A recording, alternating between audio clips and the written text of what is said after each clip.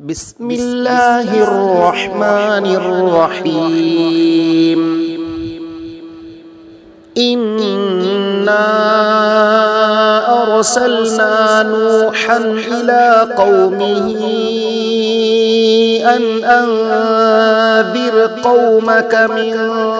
قبل أن يأتيهم عذاب أليم. قال يا قوم إني لكم نذير مبين أن اعبدوا الله واتقوه وأطيعون يغفر لكم من ذنوبكم ويؤخركم إلى أجل مسمى إن أجل الله إذا جاء لا يؤخر لو كنتم تعلمون. قال رب إني دعوت قومي ليلا ونهارا فلم يزدهم دعائي إلا فرارا وإني كلما دعوتهم لتغفر لهم جعلوا أصابعهم في آذانهم واستغشوا ثيابهم وأصروا واستكبروا استكبارا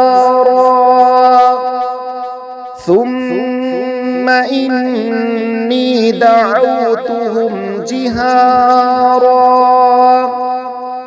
ثم إني أعلنت لهم وأسررت لهم إسرارا فقلت استغفروا ربكم إنه كان غفارا يرسل السماء عليكم مدرارا ويمددكم بأموال وبنين ويجعل لكم جنات ويجعل لكم أنهارا ما لكم لا ترجون لله وقارا وقد خلقكم أطوارا ألم تروا كيف خلق الله 7 سماوات طباقا وجعل القمر فيهن نورا وجعل الشمس سراجا والله أنبتكم من الأرض نباتا ثم يعيدكم فيها ويخرجكم إخراجا والله جعل لكم الأرض بساطا لتسلكوا منها سبلا فجاجا قال نوح رب إنهم عصوني واتبعوا من لم يزده ماله وولده إلا خسارا ومكروا مكرا كبارا وقالوا لا تذرن آلهتكم ولا تذرن ودا ولا سواعا ولا يغوث ويعوق ونسرا وقد أضلوا كثيرا ولا تزد